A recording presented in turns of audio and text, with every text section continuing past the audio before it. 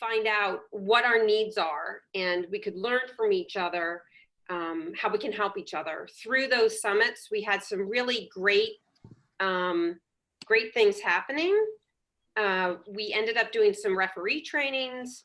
We also ended up doing some coach trainings. Some collaborations were formed, and just a lot of good work. So unfortunately, they didn't continue just for some resource reasons, but we felt right now there was no better time to bring everybody together and help each other, because there's no way we're going to get through this without helping each other.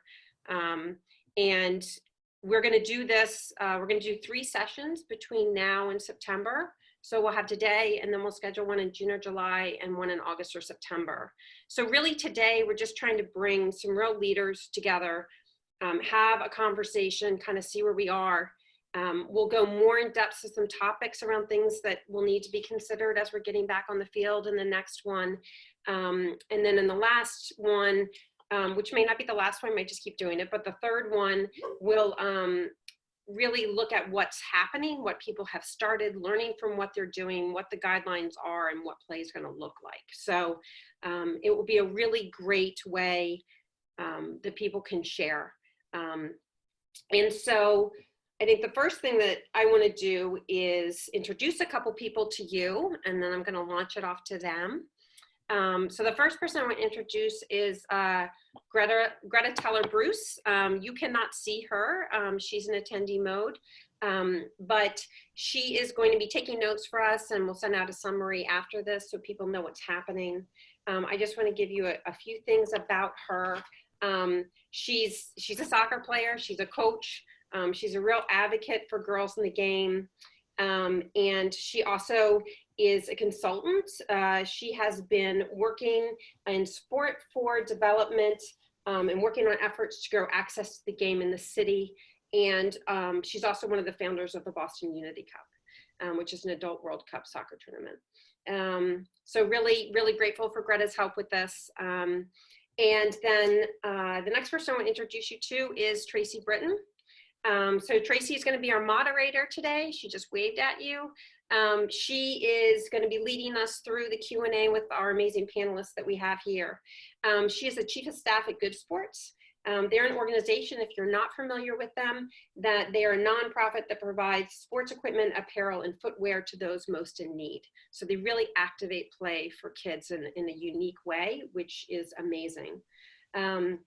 She has spent years working as a consultant previously in sport-based youth development with a focus on strategic partnerships, staff development, coach training, racial and economic equity in sport.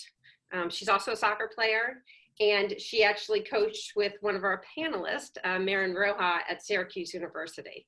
So definitely have some great soccer minds here. So I'm just going to pitch this right off to Tracy, and we'll leap right in. Thanks, Carolyn. Thanks for having me and Good Sports represented in the conversation. We're happy to be here. And I'm going to go a little off script for a second to make sure the call doesn't end without thanking you. I think if all the audience could cheer, they'd be giving a little cheer right now for Caroline. Snaps from Marin, for making sure that this happens. I think parents have full plates right now. People who run youth sport organizations have really full plates right now. People who think about sport and what that looks like have full plates and full minds. So I'm pretty sure you wear all of those hats at once. So we thank you, for making this happen. And I think all of us on the panel, maybe have been to the summit in the past. So this is very different than expected, but the right timing and the right type of conversation. So thanks for being creative and keeping the commitment to have the conversation. Just real quick, so participants know what to expect. Maybe some of us have been on this technology before, but if you haven't, as the audience member, you're muted, and also we cannot see you. If you put something in the chat, don't worry, the screen's not going to pop up and show your face or anything like that. So don't be shy. We're going to communicate using the chat function, which if you just hover over the bottom of your screen, it should pop up. So all questions will go through there. and we'll get to as many as we can, but also everyone on this panel has agreed to share their email address. So just jot down, if you want to talk to Maren or Mike or John offline, just jot down questions that you have. We're all happy to engage and continue the conversation later. Caroline, do they send questions to you or Greta in the chat function? So I'm going to be monitoring the chat function. Yep. We will send out all the panelists emails afterwards too, so you don't need to worry about trying to get that. And if we don't get to questions, we apologize, but we'll do the best we can. Okay, great.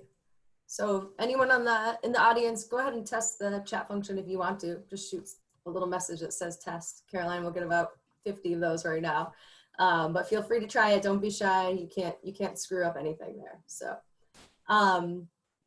okay. So I think we're going to dive in with first introducing the whole panel here. We're very honored and fortunate to have, as Caroline said, just national and local thought leaders on the sport of soccer, but also sport in general. And this group is sitting at all different tables, all relevant and important tables as we talk about soccer and getting back on field safely. So I think we have a wealth and a range of knowledge to tap into tonight. And I also want to say that this is probably maybe the 5th or 10th Zoom call for some of the folks on the panel. So, and maybe I think Maren's jumping into another one right after this. So thanks for your commitment to just stay on the screen today. And I think it's because you know that this really matters. And we appreciate you for that.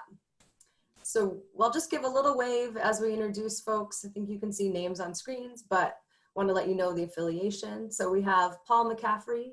He's a director with the City of Boston Parks and Recreation Department. Paul from the Sports Museum down there. Give us a wave. There's Paul.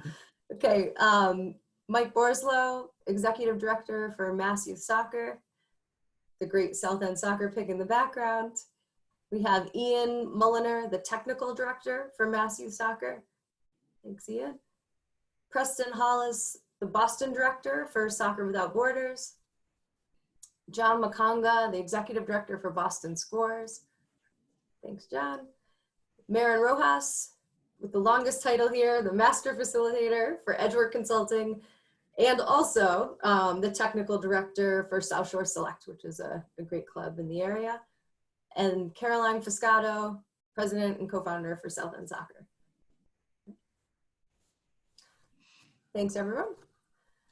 So as Caroline mentioned, and as we probably all know, we're in very, very challenging times right now, really challenging times, especially for youth. And I think we're all just doing what we can and trying to figure out what is the most important thing to do first and trying to get that answer, which maybe, isn't scripted, it isn't out there for us. So I think what we really need to do is come together, more now than any other challenge probably, come together, put our heads together and try to figure out how we can get soccer and play to happen faster, easier, safer, smarter, and better. And so that's why we pulled together this panel to get that conversation going and just to know all the information that's out there at a high level and continue to go deeper throughout the 3 sessions that Caroline mentioned.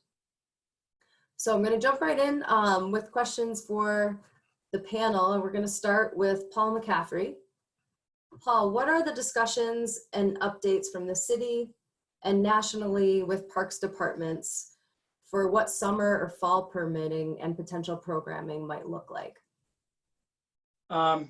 So far, I don't know if everybody can hear me. Yep, so yeah. what's going on is that there's a lot of webinars on, and a number of us have watched, some of us watched the Park Advocates last week and the Aspen Institute and listening to what people are saying. So basically what it's coming down to is that governments are looking at phase 2.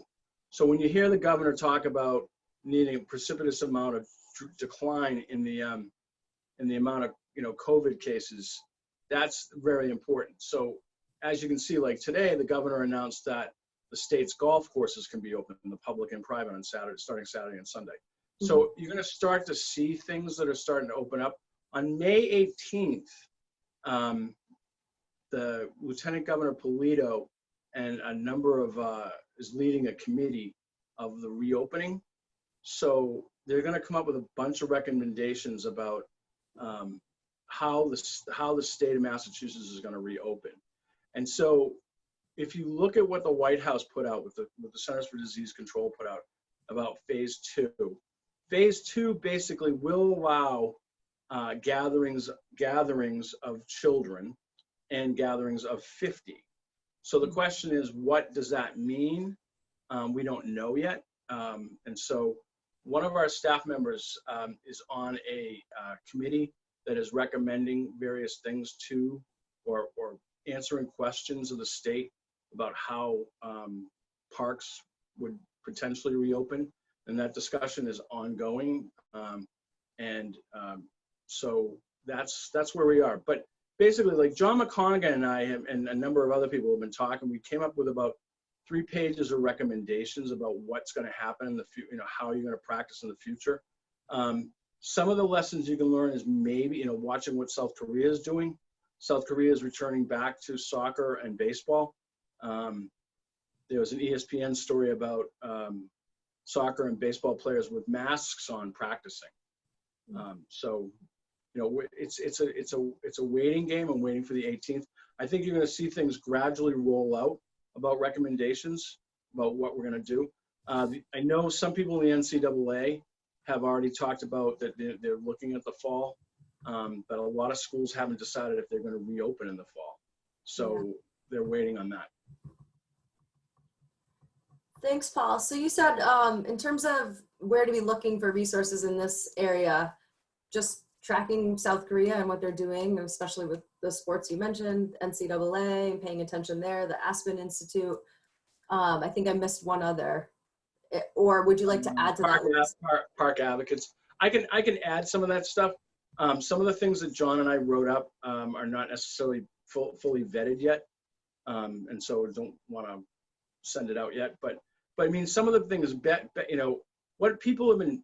If you want to ask me what people are telling me, all the different leagues that are calling me every day, for the most part, people are figuring out a game plan for 10 days, hence when the government says that things can open up. And then they're deciding whether they're going to have it or not. And then what do you do? Then what are the best case practices? What are the best scenarios for practice? So that's kind of what I'm looking at now, is trying to see what people are saying for practice and how to do it. Some of the things that are coming out is keep all the kids together,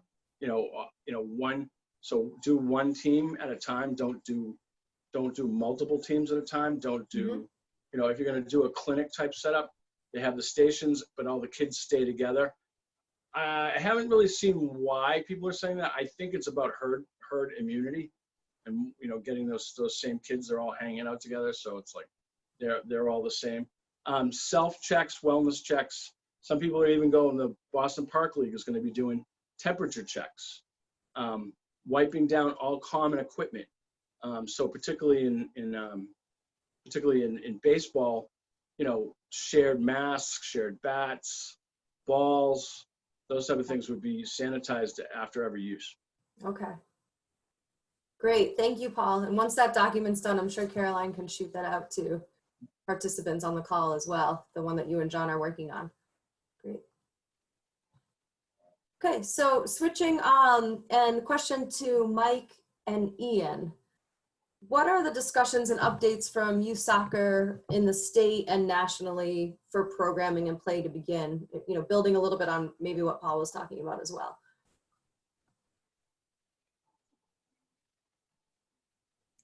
Here we go. Sorry. I'll start this off.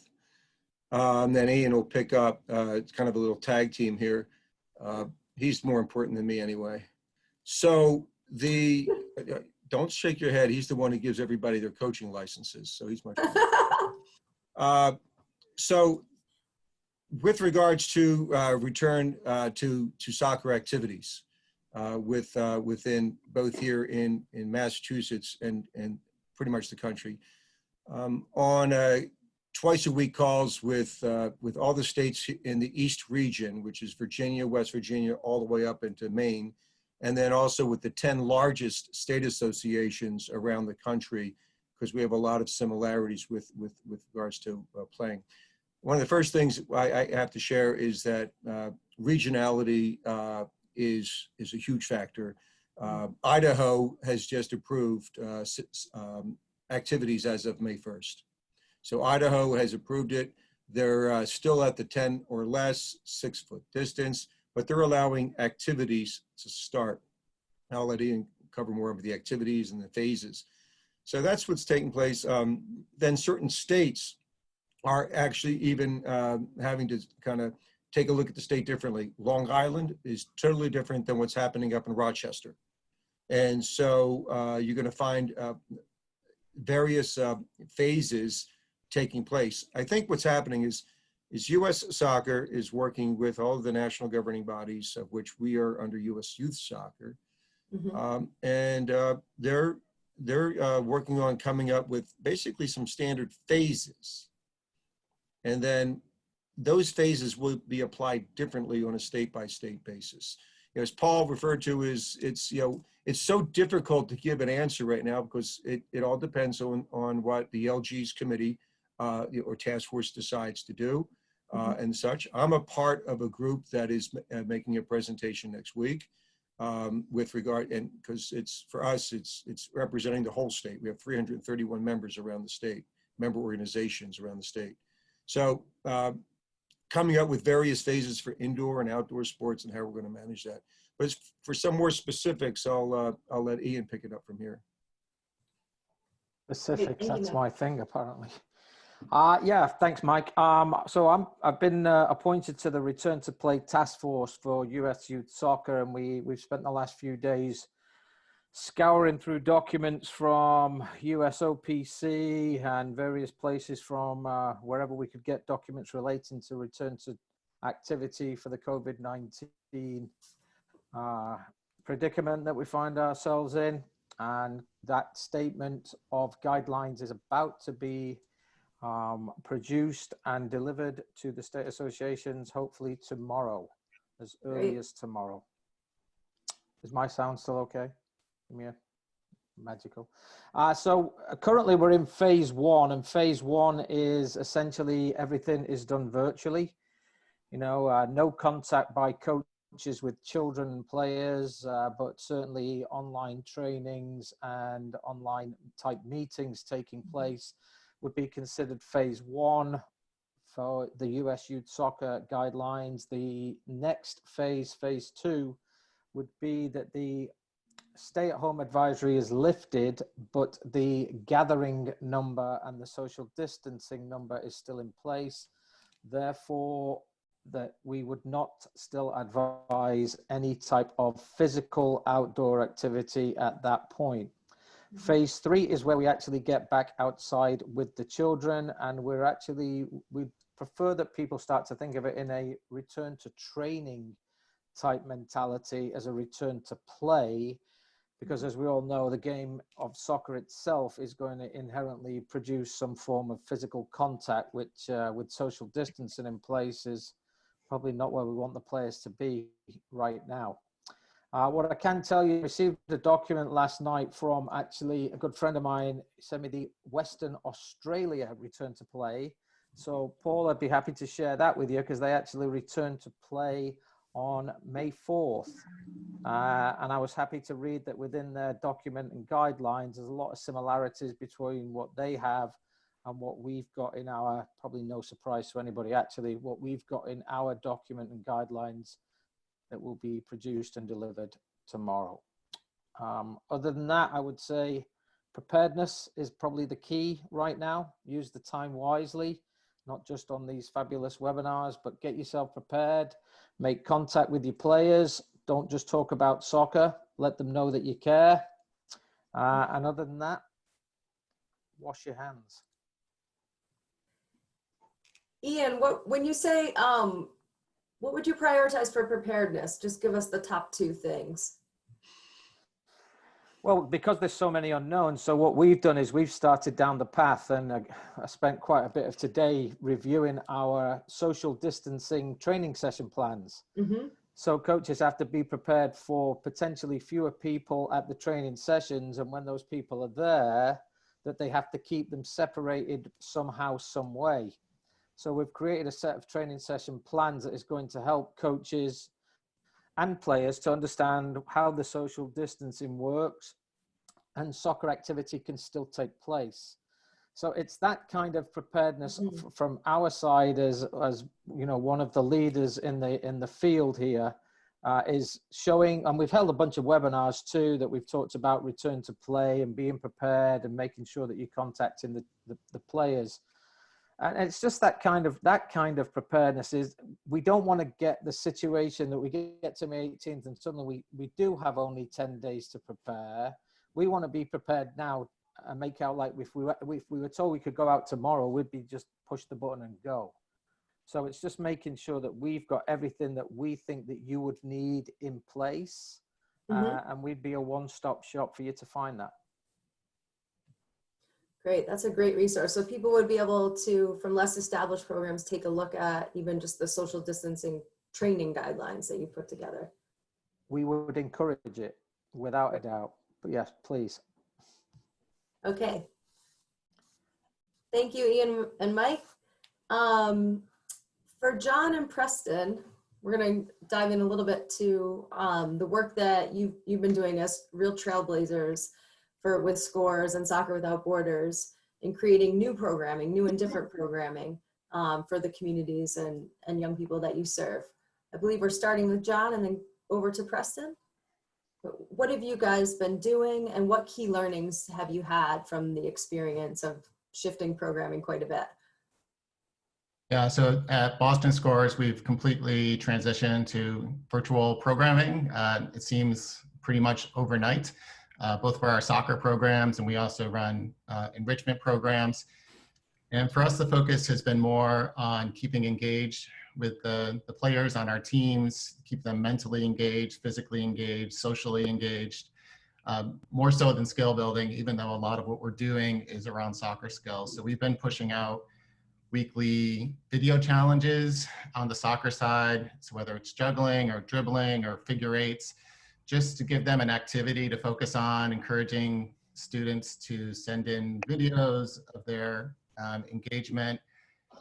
We're fortunate to have a video editor on staff, so we've been able to push those out across multiple different categories of programming on a pretty consistent basis, pretty much using Facebook and our website as the primary platform for pushing that content out. So all that content is publicly available. We've received responses from suburban programs, from inner city kids, so all over the map. So it's been a good way, and I think it was a good first step for us. But recently we started piloting a deeper level of engagement by creating virtual classrooms using the Google Classroom platform, and combining that with video conferencing. So creating more of that team environment that has that live interaction with the coaches. And most of that engagement, again, is not related to soccer, but it's related to our enrichment programs or just social engagement to maintain those connections with the coaches. And one of the programs that we just recently started is actually a program that's run by Soccer Without Borders called Stay at Home Season. And so rather than steal Preston's thunder, I'll turn it over to Preston to talk about that and some of the other things that Soccer Without Borders is doing. Great, thanks, John.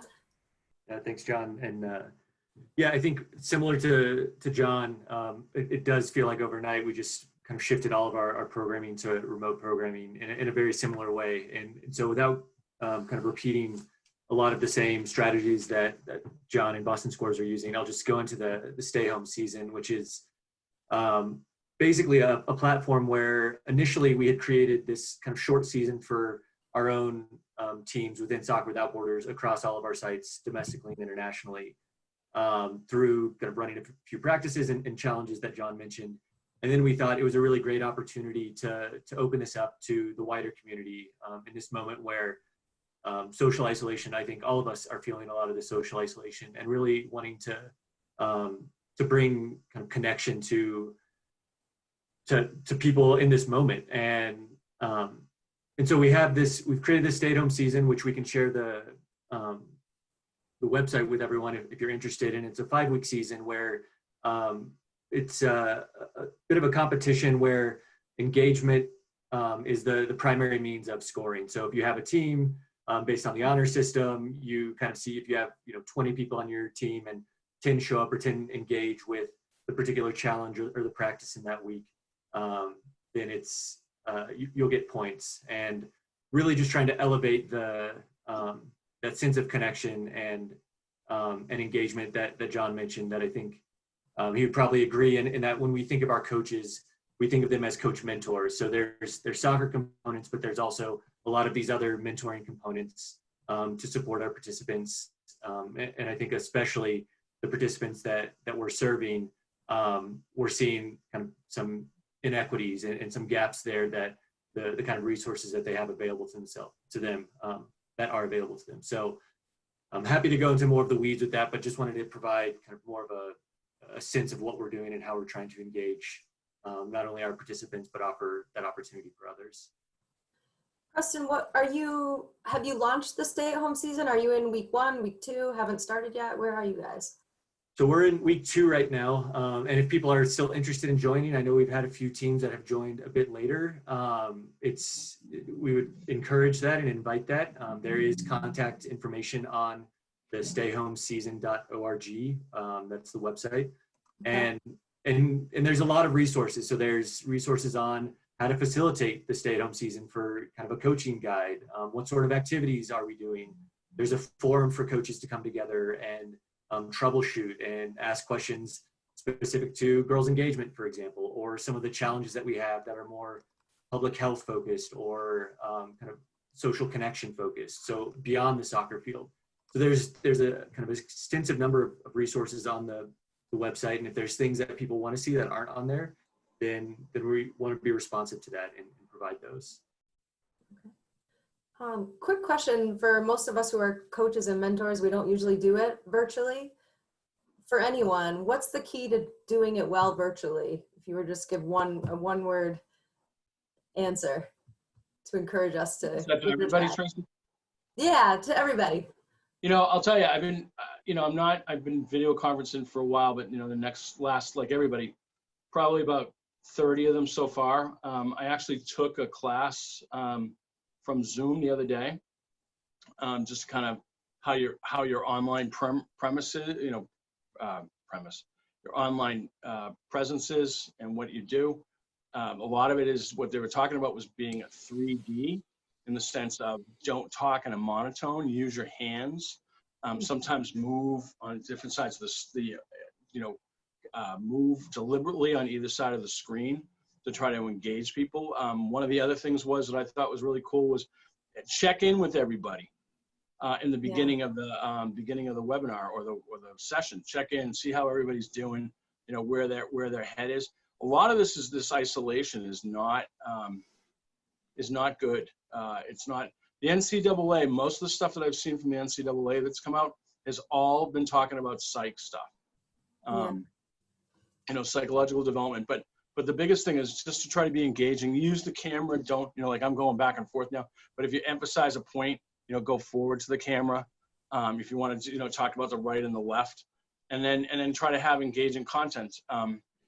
As Preston's been doing, and as US soccer, right, John? Is it from you guys locally, or is it from your US Sports? John McConga.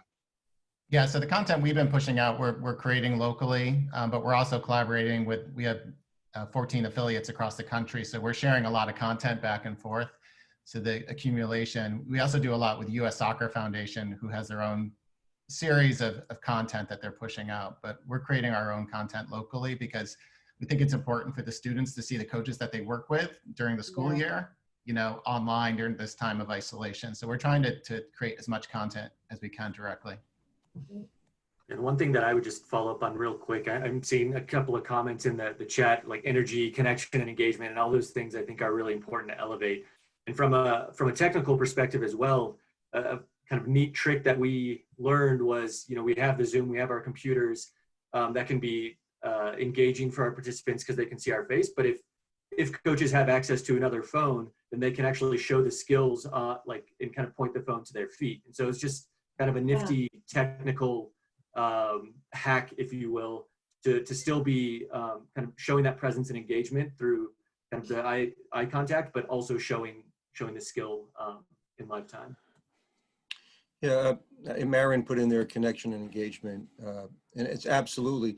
So one of the key things that we are in providing our coaches around the state is, is tools to help them with the connection and engagement. Quite often, some people, a lot of people just don't like to use the phone, or they don't like to get on, and they're looking for something to talk about. So what we've done on our website, we have a section for backyard games that children can do on their own, or a parent can do with the child. But then a coach also has the ability to connect and say, to a player, how's it going with the backyard games, or assign everybody one game for the week to work on. The other is we provided free to all Massey Soccer members a program called Top Techers. And it's from the folks at the coaching manual. And we've had, we're pushing thousands of kids who have signed up for it. Some are having whole teams do it. Some are doing it individually. So it's to provide as many tools as possible, or scripts as possible, for a coach to have a reason to call somebody, because it's very uncomfortable for a lot of coaches to, they don't want to ask, the question, so how you doing? Because they're afraid of what the answer is. Yeah.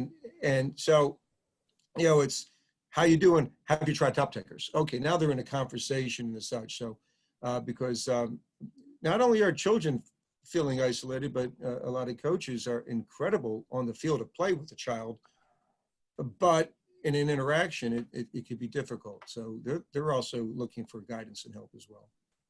That's awesome answers. I think just something that seems like we have a wealth of knowledge here, and can be a big barrier because you're used to just being on the field and having that rapport. So Paul, great point, checking in with the kids. And how do you do that? What do you say? Connectivity, connection, how do you create that? So great resources. Thanks you guys for going off. That was a little bit off script, but I think an important opportunity to just help people get over the hump and develop some skills in that area as well. Even as we get back to the field, we might still be remote half the time, or with half the kids. So being good at that. I'm going to switch, and before Marin has to go, get a question out there for Marin. Can you share any discussions you've been in on how to restart programming once we return to the field, and considering new models, either tactically from the sport or new models as it relates to mental health and trauma? Yeah, so it's been interesting listening to the other panelists and seeing some of the questions. So I'm just going to address, I'm going to go away from, I had this question, all of us had our questions beforehand, but all of this has brought up other things in my mind. And first, I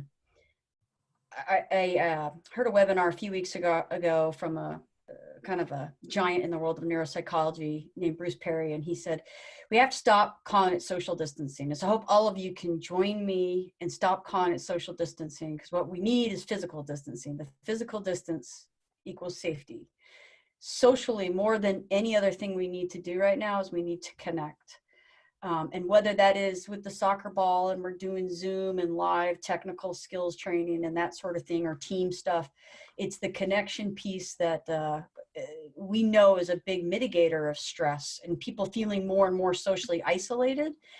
This is more time than ever in our lifetime that we have to try and connect. And right now it's virtual.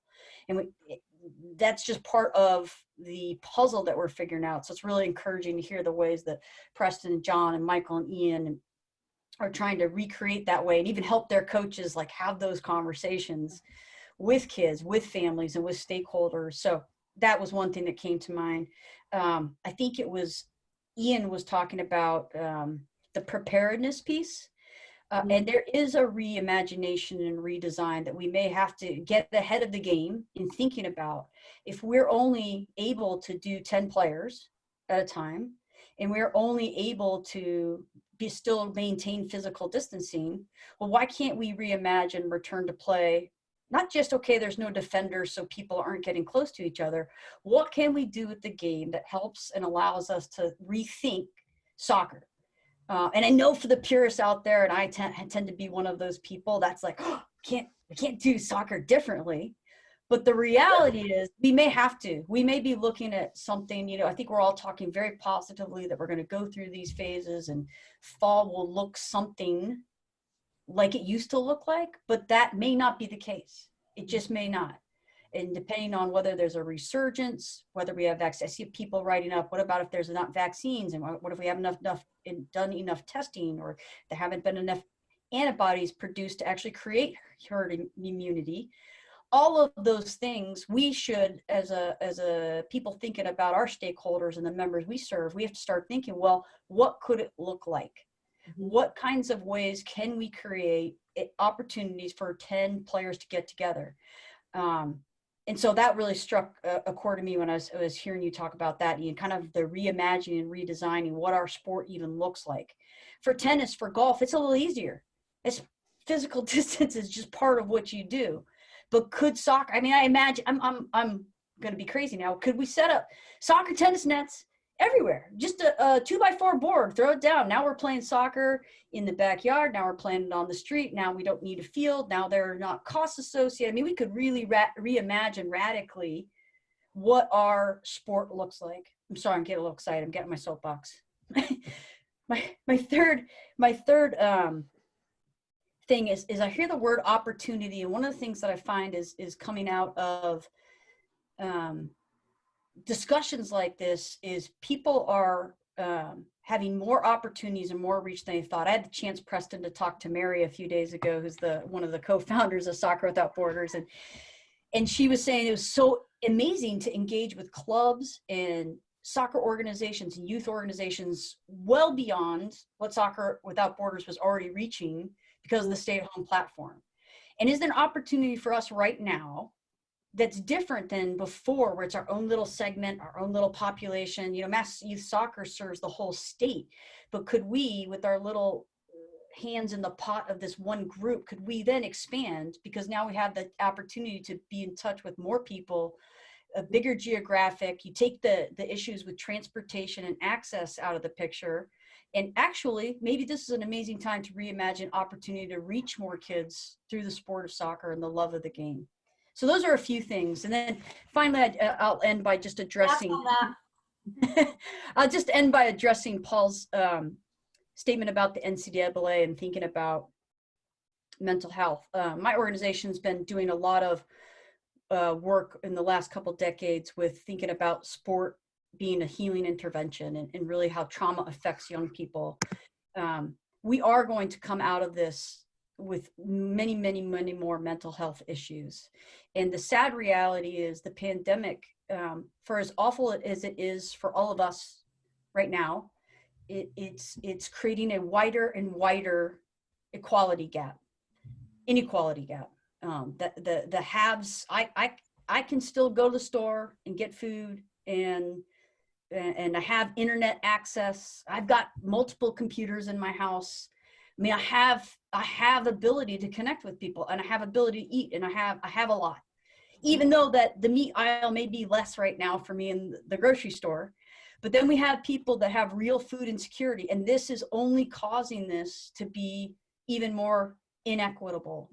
And so those mental health issues are exacerbated by the pandemic, and they won't go away just because we get the go-ahead to return to play.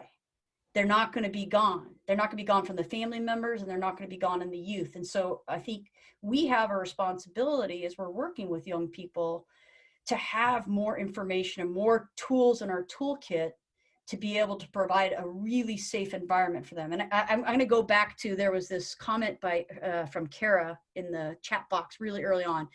She said, do you mean that we've got to wipe every ball down after we throw it, in the baseball example that Paul had brought up?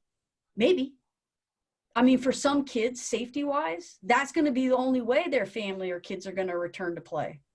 So I say that with a little bit of chagrin and a little bit like, we need a reality check about how safe people are going to feel coming out to a field and watching their kids play on a pitch or play on a small-sided court. And I think the more that we're thoughtful about that, and again, the preparedness piece that Ian was talking about, that we get prepared that there may be some of these challenges, and we may see them as behavioral, we may see them as even just participation challenges, that will better serve our greater population as we re-enter and think about phasing back in. And I'm done. And preparing for participation numbers potentially, as you were saying, to be really low because of the safety factor. I mean, we know families who haven't gone outside since March 15th or whatever it was. And so families aren't letting young kids go outside for fear factors, let alone going to participate in a team sport. So I think No, and we're making major assumptions that stay at home that's safe for people. That's not safe for a lot of people. right. For a lot of people, home is the least safe place on earth for them. It's much safer going to your program or going to school. And I know I'm being a little bit of a downer here, but I'm also trying to be a realist. Like we're going to have people coming back to us that it's been really, really, really difficult and challenging. Mhm. Thank you, Maren. And I know there's resources that Edgeworth Consulting has related to trauma in sport, and that'll be something that everyone will have access to as well. Before I want to, Caroline, if it's okay, I want to do your question just because you represent, you know, an organization that is volunteer-based and volunteer-run. So just giving you a question to give some insight here on what that looks like right now. How are you serving your members? How are you communicating and engaging with families and players at this time without, you know, full-time staff, and keeping people engaged from that angle, from that perspective? Yeah, thank you. So, you know, it's amazing that the work that Scores and Soccer Without Borders does. I mean, it's transformative, and they're touching kids that would never be touched. But there is a reality that, you know, our program at its essence looks like a town soccer program. You know, we're one of the multiple town soccer programs in the city of Boston, with Dorchester and JP and Charlestown and all the rest. And so, you know, our program is free. And so we're also a nonprofit, fundraising and juggling all these pieces. And we have limited paid staff. We have a DOC. And so what we did right away is we took a breath. And we said, there's a lot of people out there doing a lot of great work. Let's see what's happening, what's needed. And then we said, okay, we need to be true to our mission and true to our capacity. So, you know, when you're running a soccer organization that's mostly volunteer coaches and they're going through this crisis and they're dealing with trauma, how much can they help? So we did a call with all our coaches that we invited everybody to come, the volunteers, of course. It's a lot showed up, and they were like super excited, like week 1 or 2 into this, being like, I'm going to do all this stuff. I really want to help. And we said, okay, great. Let's wait. Let's start to look and see what's going to work, what other people are doing. And then we'll come back to you and we'll make sure. So a couple of the key things that we are trying to do is, number one, because we're working with mostly volunteers, not committing to something that they can't do continuously. Because in these moments of trauma with these children, the last thing we want to do is set something up that they aren't going to have in a week or two, because the volunteers are now struggling with their own life. So because we were able to join Soccer Without Borders stay-at-home season, what we did is, instead of doing various teams signing up if they wanted to, we collaborated. So we're doing one girls team and one boys team. And they're doing a virtual training each week, and we're rotating the coaches that do the virtual training. So nobody has to do more than one training. So what we're really doing is really bringing everybody together.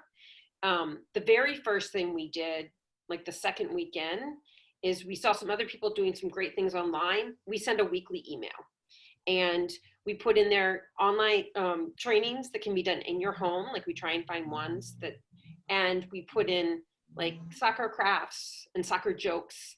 And our point is joy. We just want to be a moment for these kids to not think about anything else and have some fun. So I think when we get to that point too, we're thinking about getting back on the field, or we're thinking about doing more, we have to keep coming back to those initial things of take a breath, be thoughtful about what we're doing, do something that we know we can consistently do, and also be respectful of the fact that we're dealing with volunteers, and how much can we support them and how much can they support each other, so that it's not too much. And it's a challenge, right? There's things we just can't do. But I think keeping those criteria and then be true to who we are and what our mission is, like stay on task. You know, we're not doing anything other than that. There are a lot of organizations, resources in the city. So we're saying to our families, if you have a need, we'll help you find the need, but we're not going to recreate what other people are doing.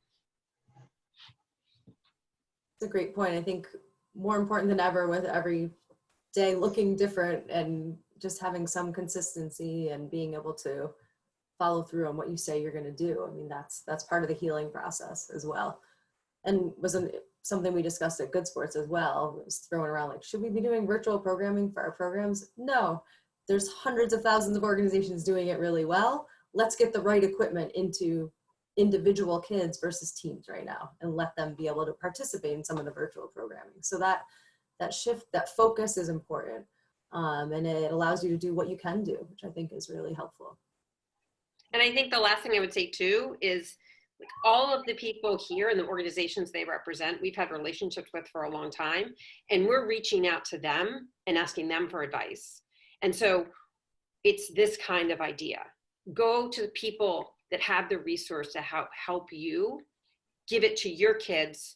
Because for me, one of the things I worry about is for a volunteer organization, based organization, the overwhelmingness of thinking about how to manage your volunteers and get kids back on the field might end up having people not do anything. They're just going to wait till it gets better. So what we're going to try and do is figure out, well, what can we do on whatever limited level, so at least we're engaging the kids at some point somewhere, so they're still getting involved and it's not overwhelming to the wonderful people we have helping us coaching and on the sidelines. Thanks, Caroline. Yeah. Would you like to move into the polling or do one more question? Yeah, I think we can move into the poll. So what we're going to do, guys, is I've got a couple questions that already people have asked. We're going to bring those to the panel in a minute, but we felt like because it's the first time we're doing this and we have everyone here, we wanted to take a minute and just throw a couple questions up so we really understand who you are and where you're at. So when we think about the next one, we're going to be able to give you things that are helpful to you. So I'm going to launch a series of questions, and if you can just click your answers in, and then we'll share people. So you should be able to see this now. If everybody can just click in and answer. I don't know if the panelists, I'm sorry, this technology thing. Yeah, I don't think the panelists can do it. So, but if everyone else wants to, I know. I see it. It looks good. And you guys are seeing it come through on the screen? Yeah, it came through on my screen. Okay. All right, so I'll give you one more second. Okay, so I'm gonna go ahead and end it, and then I'll share the results with everybody. So can everybody see the results? Yes. Okay, great. So this is where we are. So we have a lot of people working with teenagers and really hitting all the age groups. So this is really helpful to know. Okay, and then I'm just going to go through the other questions real quick. Just bear with me. Sorry, one second. There we go. All right, so here's your next question. So this is around communication. So we just want to understand where you are and the levels to which you've communicated, and you can pick as many as you like. Caroline, while folks are answering, I saw a question that said, should non-Boston groups answer? I think the answer is yes, but. Yeah, we want to hear from everybody because this is a moment we all need each other. So if you're planning to come to more of these calls, come. Like, how can we help people that need help? Okay, I'll give you guys one more second.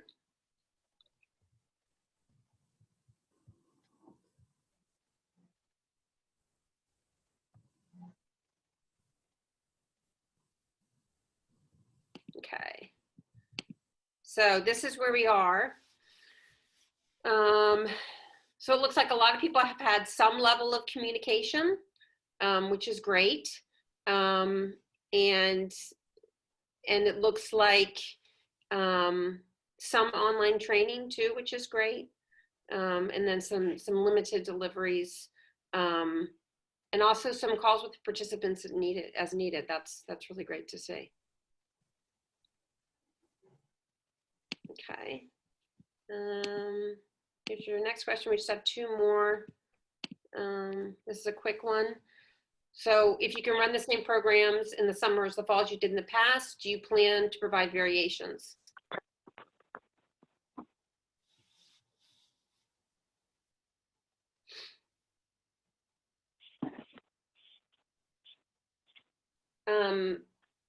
And yeah, I'll give you a couple more seconds. Almost everybody's done it.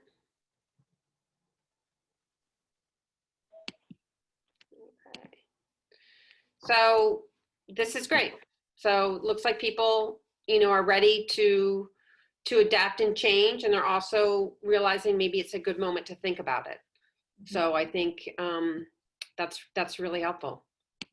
The next one is, there we go. So once fields are accessible, what do you think is going to happen with what you do? Are you stay the same? You think you're going to get bigger? You're going to do less, or is it going to have a really negative impact on you?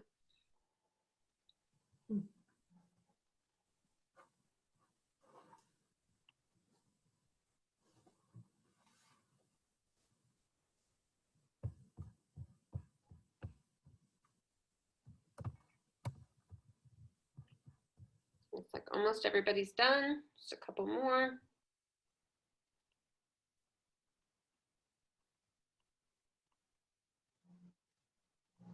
All right. So here we go. So it looks like there's a real variation here. So this is really helpful to know. This is obviously going to affect people very differently. So we will consider this as we think about other people to come and help you.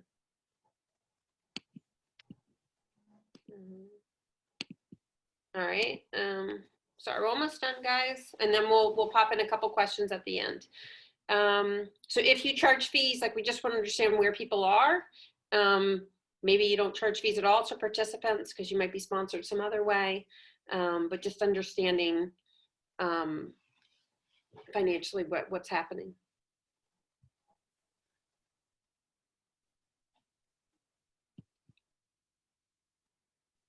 Almost done, just a couple more.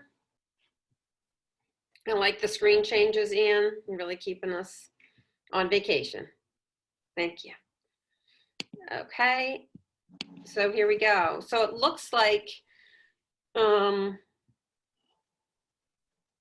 I would be interested in the one where people mentioned other, because there were a few people that did that. If you would just pop in the chat what you meant by other, like you didn't do a credit, you didn't do a refund, you do actually have fees. So if you just put in there in the notes for us what that is, that would be really interesting to understand.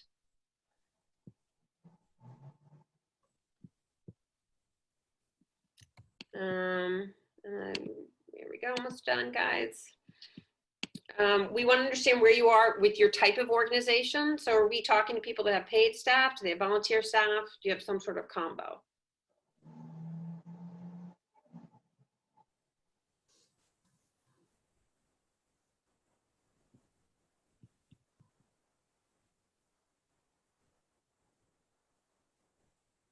We're almost done. Everybody's almost done it.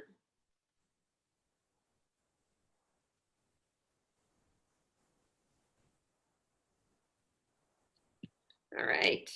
So it looks like we definitely have a variation here. So this is helpful to know because we want to make sure that if we do have volunteers that we're assisting them, as with paid staff. And then the last question, where are you with your biggest concerns? What? So you can pick them all. You can pick one or two.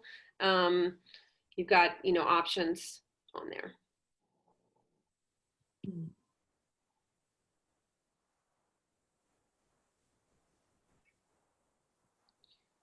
So while people are finishing that, I'm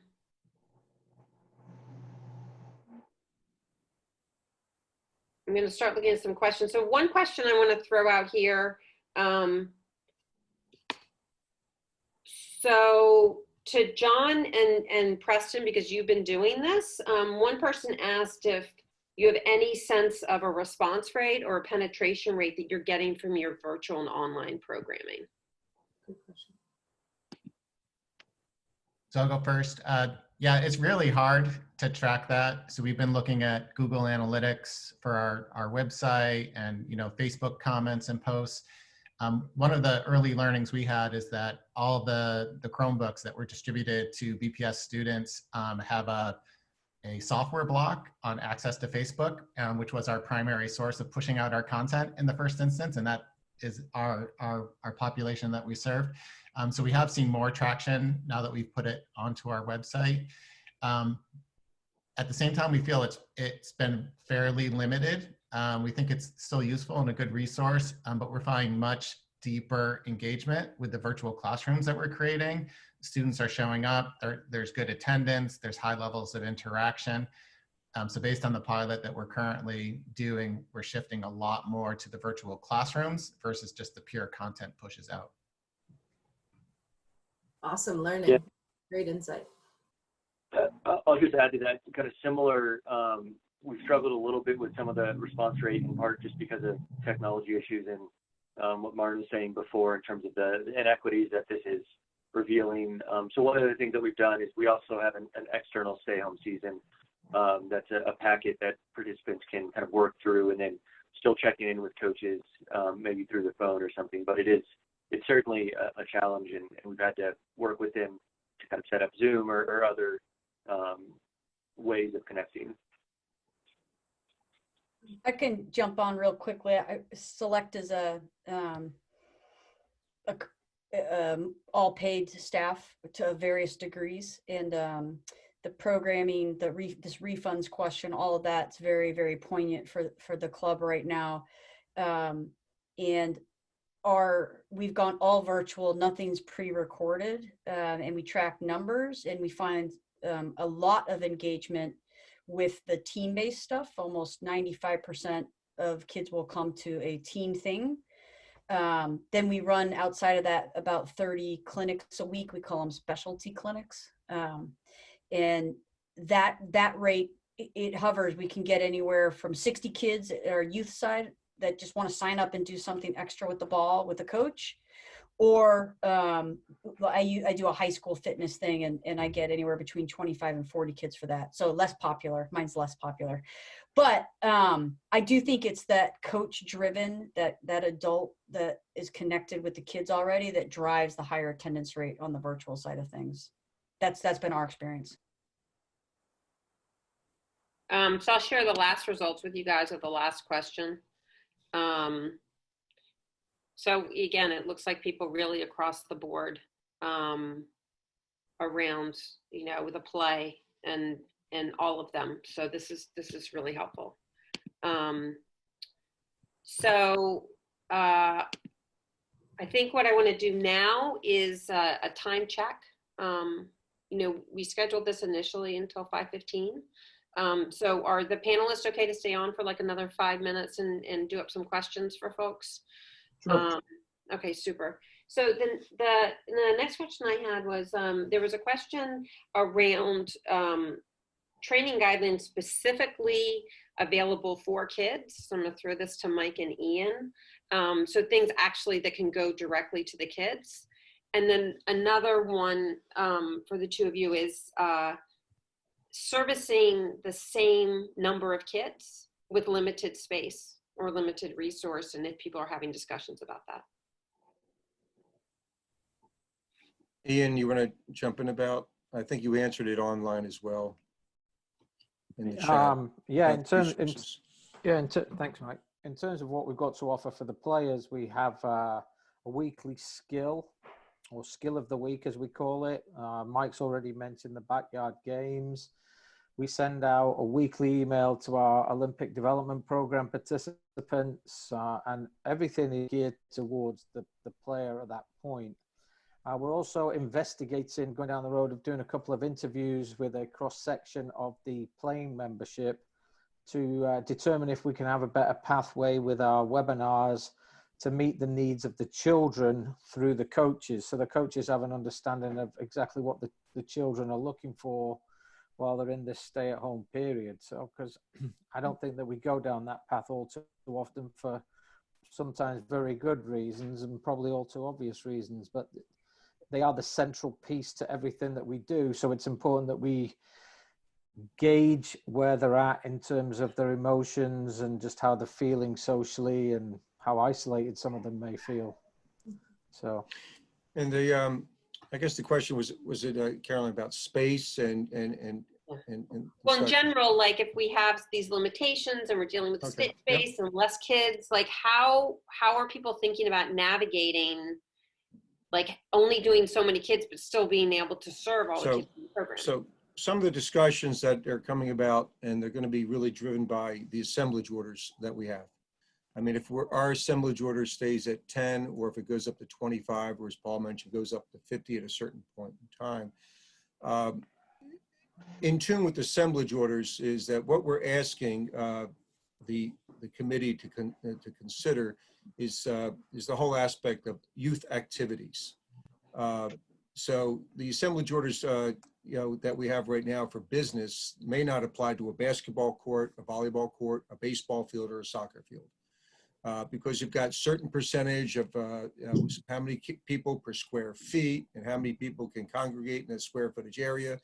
And so, what works for an office doesn't work for a soccer pitch.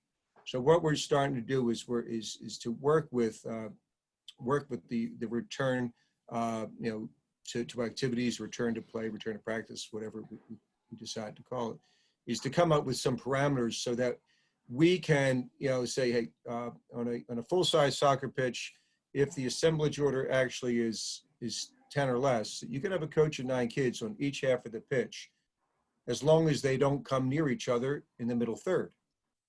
There's a certain square footage area that they can be on. So what's this going to start to do is this is going to start to really change the way that we can manage the space we have. And unfortunately, there's never enough space and there's too many kids. So some of the other aspects we're going to, that are also coming up is like our facility, for example. We may have to use every other field, or in the back where we can put 6 fields in, we may only be able to put 4 fields in and eat 30 feet in between the fields. We're going to have hash marks for spectators. It could be one parent per child out there. They have to every 6 feet apart. And then you have certain parents who can't leave a child alone at home. So you're going to have a certain section that is 10 feet apart of hash marks where they have to congregate. May have to work things out where practices or activities have, instead of 15 minutes in between one team coming and another team arriving, could be a half hour, which means at the end of one activity, everybody's going to leave, get in the car, get in the subway, get in the bus, go home, and the next group's going to arrive. So you don't have people crossing each other in a small, narrow pathway. Everybody's going this, just like going to the market with the arrows that they have on the aisles. Everybody's going in the same direction at one time, and everybody's going the same direction at another time. These are all the various things that that are going to have to take place. But the exciting thing about this is we're looking at opportunities, alternatives, variations to keep kids on the field of play with a ball at their feet. And that's what we're focusing on. It's like, oh my gosh, we can't do this. No. It's, oh my gosh, now we can do this. And now we can do this. And that's what we're starting to work with Ian's staff and the plans. We hope that once Massachusetts is ready to start these group activities, that we'll have a turnkey books that we can deliver to our members across the state, and for that matter, across the country. Everything that we put up on our website is available to the world. And here you go. Let's use this. That's awesome. Thank you so much, Mike. There's 2 more questions I'm going to ask real quick, and I'm sorry, there are a few in there that I didn't get to, but I did see some people made comments back on the panel, so thank you for doing that. I think these 2 are important to get to. One is about retraining coaches. What is the consideration about how coaches are going to be need to be retrained. I mean, I'm going to throw this initially at you, Ian, but I don't know if there's someone else that. So in terms of formal coaching education, everything is on hold until July 1st, essentially, currently. We're about to find out a week on Friday if that actually gets pushed back till August 1st. But right now, in terms of formal coach training, it will be July 1st. But that's where I think the preparedness piece comes into play and really comes to the fore, is that maybe the first week is get out with the coaches and show them how to operate under this new, if we're going to call it physical distancing. I'm a fan of it. I like it better than social distancing too. So if we're going to call it physical distancing and we have parameters that we have to stay within, then we can show them how that works. So it's providing that kind of training, and we've had discussions about internally about putting video together so we can get that up on the website, as opposed to try and get into every single organization to physically demonstrate. Let's have a video that we can virtually demonstrate. This is what it should look like. That was actually what another question was. Someone was asking about the potential of coach trainings, protocol trainings online, and the possibility of getting that. And so that's really great to hear. So I want to be respectful of people's time. Is there anything else you wanted to add, Tracy, before I close us out? No, I would just say, just be thinking of this as the part of the ongoing conversations we're having, and keep connecting offline as we distribute our email addresses, and ask for help more than you ever have. To your point, Caroline, people are more available as well to support and provide resources, and more willing to share resources as well. Yeah. And Go ahead, Paul. the other thing too, I think that the really important thing is going to be, in addition to coach training and the volunteer stuff, is that everybody has to buy in to what you put out. If they decide to be cowboys and do whatever they want to do on the field, there needs to be some type of reining in of that. There's been a number of examples where people feel that these rules don't apply to them across the country. And the understanding is, if you participate, and it's obviously a lot easier with U.S. soccer and mass soccer, that those patch guys are going to have to follow, patch guys and girls are going to have to follow what the state and the U.S. soccer says. But there are other people who aren't part of that system. And everybody needs to buy into whatever you're going to put out there as the governing rules for your organization. That's So they can't freewheel it. They can't freewheel it. They have to do what you tell them to do. Yeah, I think that's part of the preparation as well. Paul, that's a great point, because if you show up and someone that's sharing the field isn't following the same guidelines, what is your philosophy? What are you going to do in order to keep your families feeling like you're running a safe program? Are you going to say, let's go home? Are you going to address those people that aren't following the rules? Just kind of going through those scenarios as well, I think is really important. Super. Well, that's great. So I'll go ahead. Thank you so much for that. I'll go ahead and close us out. We will send out a summary and the recording so folks can have it. We will set up some dates down the road and get them to you. And I just wanted to, personally say that to everybody that's listening or watching right now, lots of love and support and peace out to everybody. This is incredibly challenging. I think there are going to be moments that are going to get harder for some. And you'll get my information. You can reach out to me too. Take care of yourselves first and your families. And to our panelists, I know that you are all incredibly busy people that are really getting pulled. You were pulled a lot of places before, but now you're even more. So the fact that you made time for this and you made this a priority in such a quick turnaround, really, really appreciate it. You guys really are at the top of the leaders that are figuring out how to make things happen. So I really applaud you. We can't see Greta, which is really sad, but Greta, thank you so much for your thoughtfulness and around making this happen. You're truly a thought leader. And a big applause out to Greta Bruce, Mrs. Bruce, for what she does in navigating. And to close it out with Tracy, I've talked to Tracy about what's happening and all the things they're trying to navigate that they're with their business. And I know that you're incredibly busy. So the fact that you did this is really meaningful. You're a very thoughtful person and a great leader, and really appreciate you navigating the extra time for us. So thank you. Yeah. So everybody take care. We will send stuff out for you. We'll close out the meeting. Stay healthy, stay safe, stay strong. Thanks, everyone. Thank you. Thanks, Carolyn.